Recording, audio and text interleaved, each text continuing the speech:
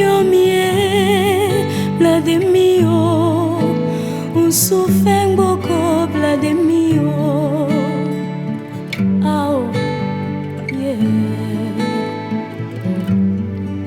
blademio nyomie blademio unsufeng boko blademio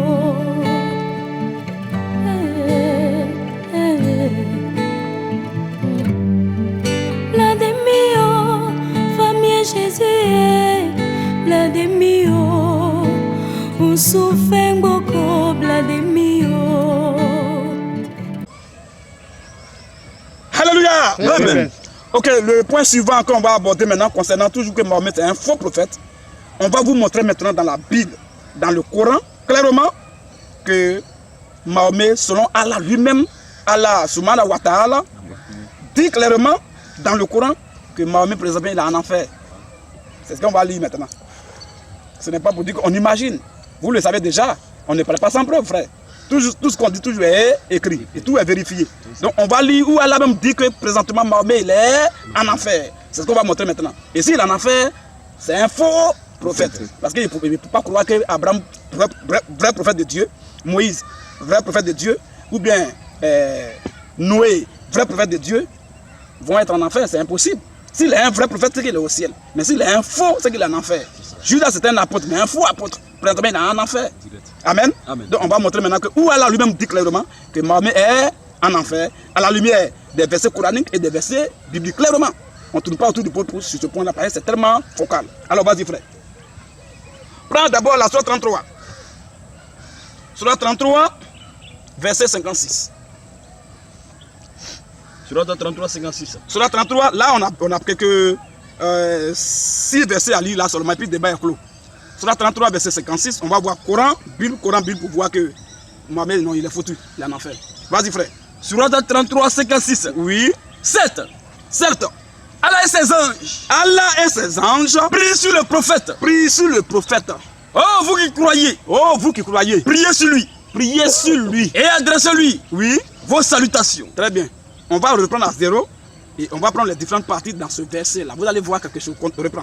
Sourate 33, 56. Sourate 33, verset 56. Certes, Allah et ses anges. Allah et ses anges. Priez sur le prophète. Arrête là. Donc on prend d'abord dans ça, il y a deux groupes. Il y a Allah et puis il y a les anges. On prend d'abord Allah. Donc Allah prie sur le prophète. On a déjà montré que Allah n'est pas Dieu déjà. On a déjà fini avec ça. Parce que Dieu ne prie pas. Quand Dieu veut bénir quelqu'un, il le bénit. Il dit béni soit Abraham. Abraham, je le bénis. Même Ismaël, qui est l'âne sauvage, selon le Coran, selon la Bible plutôt, qui est allé en enfer, lui aussi, c'est la même chose. Dieu l'a béni, mais Dieu n'a pas prié sur lui. Dieu n'a pas béni. Dieu va prier qui? C'est Dieu même qu'on prie, qu'on invoque, qu'on adore. Lui va prier qui? Mais voilà qui Allah qui prie sur Mahomet. Quand je le dis, je n'ai pas dit que Allah prie Mahomet. Je n'ai pas dit que Allah invoque Mahomet. Non. Je n'ai pas dit que Allah adore Mahomet. Je n'ai pas dit qu'Allah vénère Mahomet. Je dis simplement, Allah, là, quand il s'appelle, une prière est toujours vouée à quelqu'un. La prière est toujours adressée à quelqu'un. Quand Allah se met à prier sur Mahomet, là, il prie quel Dieu sur Mahomet? Question. Ça, c'est un. Donc, déjà, on a déjà montré qu'Allah n'est pas Dieu dans d'autres vidéos. Pour le moment, on va montrer que Mahomet en enfer. C'est ça qui nous intéresse. Maintenant, si Allah prie sur Mahomet, pourquoi il prie sur Mahomet? Vous savez pourquoi? Et puis lui-même, Allah même est sûr qu'il est incompétent et que lui, sur sa prière, ne peut pas sauver son prophète là. Il est obligé de faire un plein renfort. Ses anges encore. Il dit, pardonnez, venez, ma prière ne va. Depuis des siècles que je prie, ça mouvement ne bouge pas. Venez à mon secours. Et il faut association maintenant. Allah et ses anges prient sur le prophète. Frère, depuis quand vous avez vu ça? Un prophète de Dieu qui est mort et qu'on prie sur lui. Vous avez vu ça? Jamais. Hein? Jamais. Et même quand il est mort, on peut même le bénir. Pas dire que c'est pas prier, mais c'est bénédiction. Bon, quand le prophète de Dieu meurt, est-ce qu'on peut le bénir? Jamais. Quand Abraham est mort, là, Dieu s'est adressé à lui, Dieu l'a béni. C'est de son vivant que Dieu l'a béni. Il dit, je ferai de toi une grande nation. Des rois sortiront de toi. Toutes les nations de la terre seront bénies en toi. Ben, Abraham était devant lui. Et il prononçait des paroles de bénédiction. Mais après la mort d'Abraham, Dieu n'a jamais dit, il ne s'est jamais adressé à quoi Abraham? Il a pris notre prophète, Moïse. Quand Moïse est mort, Dieu ne s'adresse plus à Moïse, il s'adresse maintenant à celui qui prend tout le relais. Il prend Jean-Baptiste. Ainsi de suite, non? Mais d'où cet homme-là vient extraordinaire, là, je ne sais pas si c'est un bandit arabe là, qui est en train de mentir à nos parents musulmans pour les envoyer à l'abattoir. Donc, ça veut dire que Allah même est conscient qu'actuellement, Mahomet est dans une situation où il a besoin de leur intercession, de leur prière. Il est enchaîné actuellement où je vous parle. Et je vais montrer tout à l'heure, noir sur blanc dans notre verset coranique. Il est enchaîné. Il est dans les tourments, dans les grincements de dents, dans les pleurs. Il est dans une situation catastrophique et calamiteuse. À présentement où je vous parle, donc Allah est obligé de prier pour lui, pour que Dieu ait pitié de lui, pour l'enlever là-bas, pour l'envoyer au ciel. Mais ça ne va pas. Il prend les anges en renfort, ça ne va pas. Il va prendre le troisième groupe de personnes, il dit quoi maintenant? Oh, vous qui croyez maintenant? Oh, vous qui croyez? Oui. Quand on entend lire, tu laisses le verset pour aller où, frère? Oui, vas-y. Surat 33. Je te dis qu'il faut suivre ce que je fais. C'est quand je te dis non à lui ici, tu vas aller. Tant qu'il n'est pas fini là, tu restes sur le verset, frère. Pour aller sur 43, c'est difficile. Frère, t'as mis pause. Bon, vas-y, continue. Surat 33. Oui. Verset 53. Vas-y. 56. Surat 33, verset 56. 7. Allah ses anges. Allah ses anges. Prie sur le prophète. Oui. Oh, vous qui croyez. Oh, vous qui croyez. Priez sur lui. Priez sur lui. Et adressez-lui. Donc déjà, Allah et ses anges, leurs prières ont échoué. Il prend en rapport maintenant tous les musulmans maintenant. Quand on dit vous qui croyez, il s'agit là des musulmans. C'est eux qu'on appelle les croyants. Donc, il prend encore la prière des croyants et tous du monde entier. Il prie aussi rien. Mouche même ne bouge pas. C'est quoi ça? Dieu va demander quelque chose et puis la chose ne va pas s'accomplir. Ça continue. Oh, quand on fait une prière, que la prière est exaucée, ou bien a été exaucée, frère, on change de prière. J'ai prié pour avoir travail. J'ai travaillé, si j'ai prié encore pour travail. J'ai prié pour autre chose maintenant. Mais depuis le même sujet, depuis des siècles, pendant combien d'années? Près de maintenant 1400 ans, la même prière continue. Chaque jour, les musulmans, oh, que la paix de Dieu soit sur lui. Donc, eux, ils savent qu'il est dans le tourment. Quelqu'un qui est dans la paix, on lui ne plus la paix. Ou bien, il est mort dans la paix, il est au repos. Quelle paix encore tu souhaites? Bon, même si tu souhaites la paix, même là-haut, un cadavre, là, quelqu'un qui est pourri là-haut, ce que tu souhaites, ça peut avoir effet là-bas. C'est quand quelqu'un est vivant, il faut prier pour lui, il faut intercéder pour lui, en sa faveur. Il est mort, c'est fini. Maintenant, si ils sont vraiment quelque chose, si Allah est vraiment quelque chose, qui nous disent un peu, qui est son exemple dans la Bible, comme il croit à la Torah là, dans quel verset de la Torah que Dieu a une fois dit à ses serviteurs de prier pour quelqu'un qui est mort? Frère, dans la Torah. Question. Hein? Alors, prends-moi Deutéronome 18. Deutéronome 18, verset 10 à 14. Vous allez voir quelque chose. Deutéronome 18, verset 10 à 14. Deutéronome 10 à 14. Faut aller un peu loin, frère. Vas-y, frère. Qu'on le trouve chez toi. Voilà. Donc, tout à l'heure, Allah, lui, non seulement il prie, les anges prient, et il met tous les musulmans aussi à l'abattoir disant de prier aussi. D'intercéder pour Mahomet. Parce qu'il est vraiment dans la souffrance. Maintenant, ils sont en train de prier pour Mahomet. Jusque-là, la prière continue. Vous savez, toujours ça continue. Chaque jour, chaque matin. Toujours. Chaque prière, ils vont faire ça continue toujours que la paix de Dieu soit sur lui. Ah? Oh, quand on dit que la paix de Dieu soit sur lui, ça veut dire quoi? Qu'il n'y a pas la paix sur lui. Hein? Tu vois, frère? Donc, eux, les musulmans, eux, tous dans leur tête, ils savent qu'il est en enfer. Ils savent ça. Voilà pourquoi ils lui souhaitent la paix. Pour que son âme puisse aller quelque part au repos un peu. Alors, on va voir maintenant dans la Bible. Est-ce que cette prière même n'est pas satanique? Est-ce que ces invocations ne sont pas diaboliques dans la Bible? Vas-y, frère. Qu'on le trouve chez toi. Alors, Dieu, lui, il est catégorique. Il dit, mes enfants, vous qui êtes mes enfants qui devez aller au paradis là, qu'on le trouve chez toi de façon individuelle même. Personne qui fasse passer son fils. Oui. Ou sa fille. Oui. Par le feu. En d'autres termes, qui va prendre son fils pour faire passer sur le feu? Ou bien sa fille pour faire passer sur le feu? Ça veut dire simplement qu'on ne trouve pas quelqu'un qui est là qui va prendre son enfant pour le sacrifier pour des biens de ce monde. Sacrifier son enfant, c'est faire passer son enfant par le feu. Sacrifier sa fille, c'est faire passer sa fille par le feu. Donc, il ne faut pas que tu vas sacrifier tes enfants au détriment des biens matériels, de l'argent sur la terre. Parce que c'est eux qui sont dans ça. C'est les musulmans qui sont dans ça. Un musulman peut sacrifier son fils unique dans le but d'avoir les biens de ce monde. Alléluia. Dans le but d'être le plus puissant de son quartier. Dans le but d'avoir des milliards, de l'argent, d'avoir des grosses voitures de marque, d'avoir une voiture, d'avoir des maisons, des yachts, des jets privés, d'avoir des immeubles. Pour ça, là, il est prêt à tuer son enfant. C'est ça qu'on appelle faire passer son fils par le feu. Dieu ne veut pas qu'on le fasse. C'est pas dire qu'on prend l'enfant et puis on le fait passer au feu comme ça. Non, non, non. C'est un codé. Donc, Dieu parle déjà de l'esprit islamique qu'il est en train de dénoncer ici. Il ne veut pas que ses enfants soient comme ça. Vas-y, frère. Qu'on le trouve chez toi. Qu'on le trouve chez toi. Personne qui fasse passer son fils ou sa fille. Oui. Par le feu. Qu'on le trouve chez toi. Personne qui va sacrifier sa fille ou bien son fils pour avoir l'argent. Personne. Personne Qui exerce le métier de devin. C'est pas fini. C'est parce qu'elle a peur là. Oui. Et puis il plonge tous les musulmans dedans. Personne qui exerce le métier de devin, avec quelqu'un qui s'adresse à quelqu'un à un esprit de mort. On ne fait pas ça. Ce que Dieu interdit, Allah le permet. Allah l'autorise. En d'autres termes, Allah s'oppose à Dieu. Donc Allah c'est Satan. Tout à l'heure, on a même déjà prouvé ça il y a longtemps. Par 15 vidéos qu'il y a là, c'est un démon. C'est ça. C'est les démons qui ont pour nature, pour habitude, pour coutume, de s'opposer à ce que Dieu a dit. Dieu dit telle chose, il dit non, c'est pas comme ça.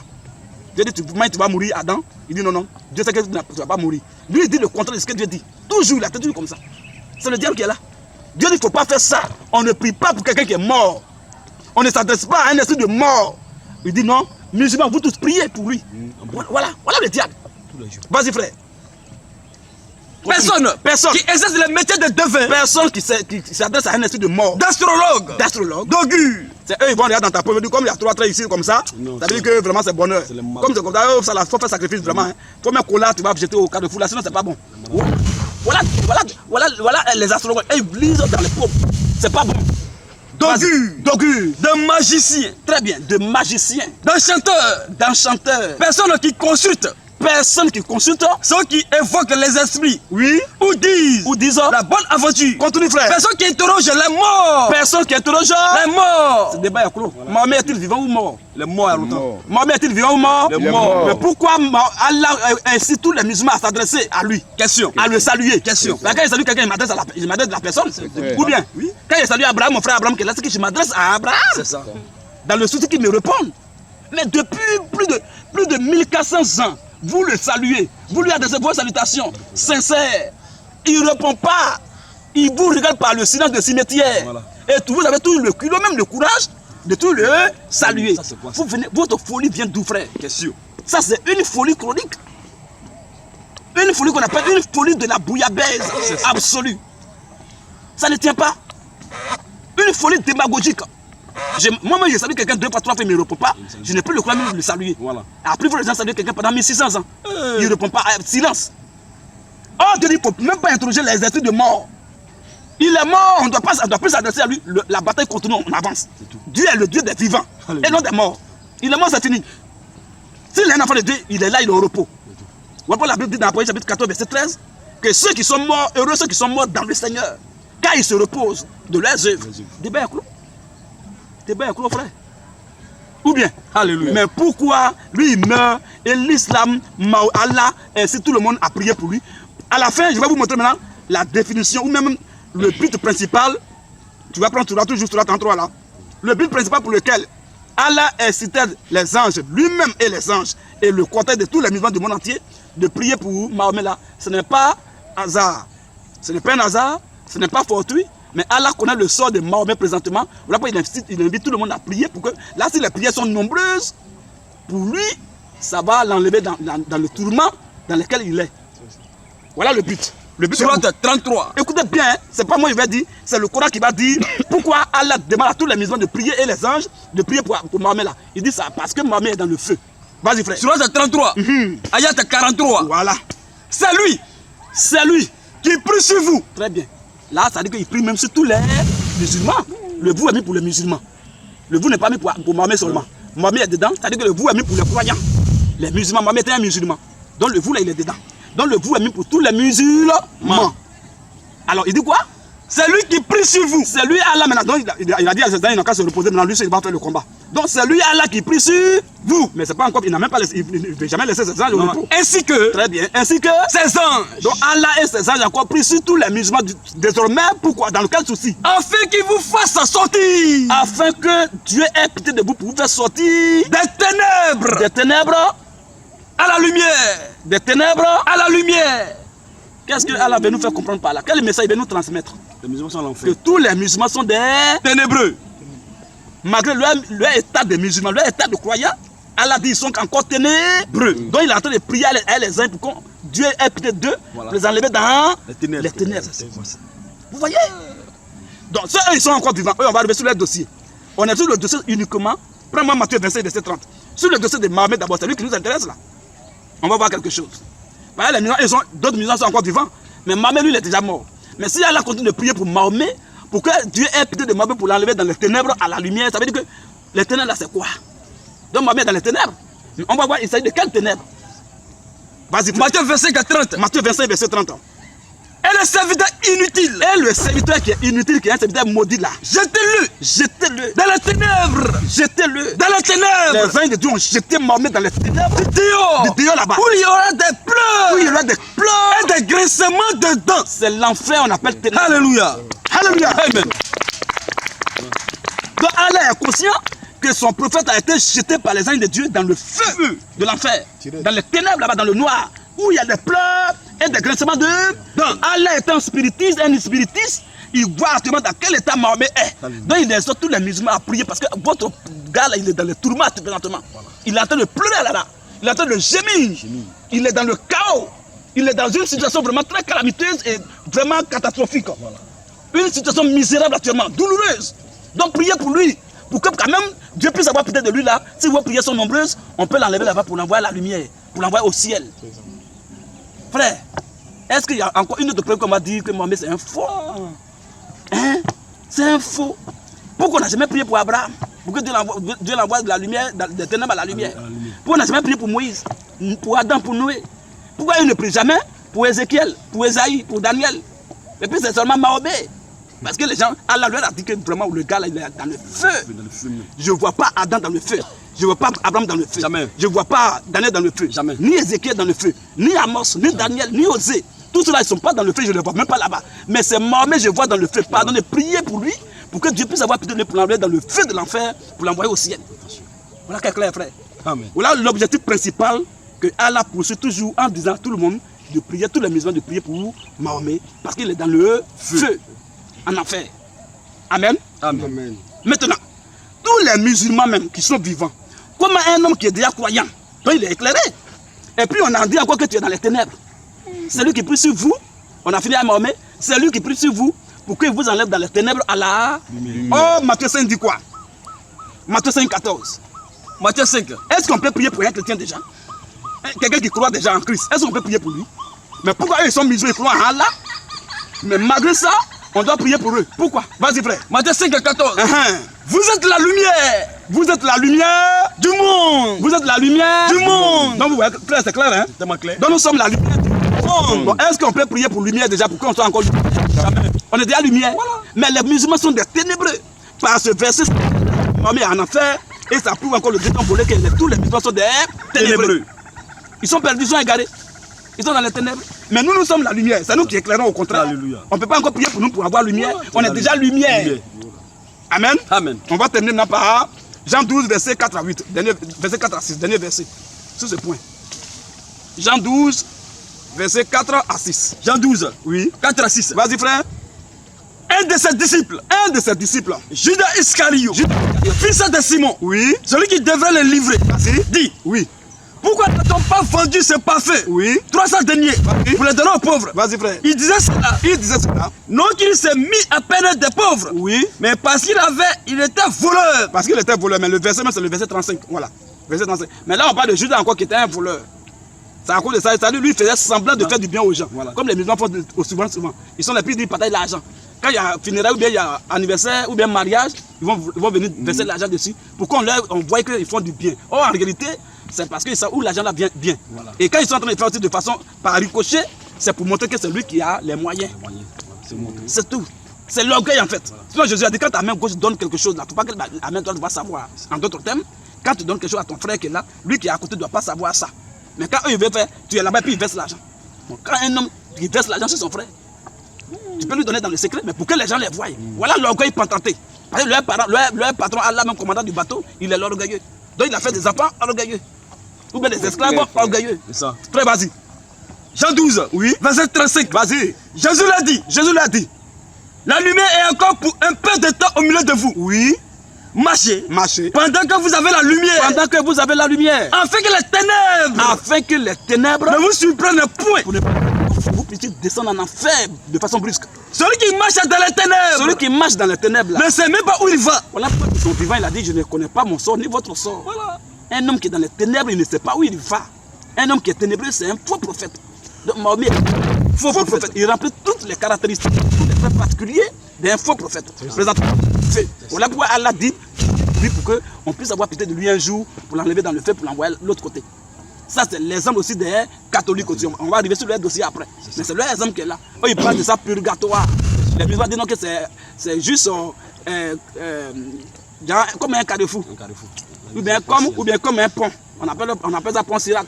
Tu vas passer dessus pour tomber au ciel. C'est quoi ça, frère? C'est quelle comédie ça? Vous voyez un peu? Donc voilà un peu de quoi il s'agit pour montrer que vraiment Mahomet est en enfer présentement. Selon Allah, lui-même s'est dit. Il prie sur lui dans le but qu'on puisse l'enlever dans le feu, dans les ténèbres. Or, on voit dans la Bible, les ténèbres, c'est l'enfer. Or, on dit le Seigneur inutile, là, jetez-le là-bas. Les gens ils vont le prendre pour le jeter. Donc, Mohamed est un Seigneur inutile. Les anges de Dieu l'ont pris, l'ont jeté dans le feu. Allah a vu, il dit pardonnez, priez pour lui, pour qu'on enlève là-bas. Voilà le but de la prière d'Allah sur Mahomet et sur les musulmans. C'est des ténébreux et l'autre il est en enfer. C'est ça. Shalom les frères. Amen.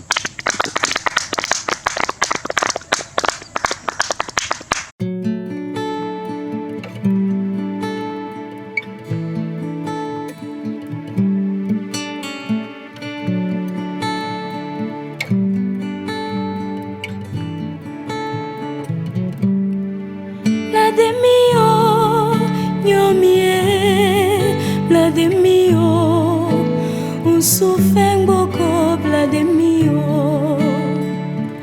Oh, yeah. La de mio, la de mio. Un souffle beaucoup de mio.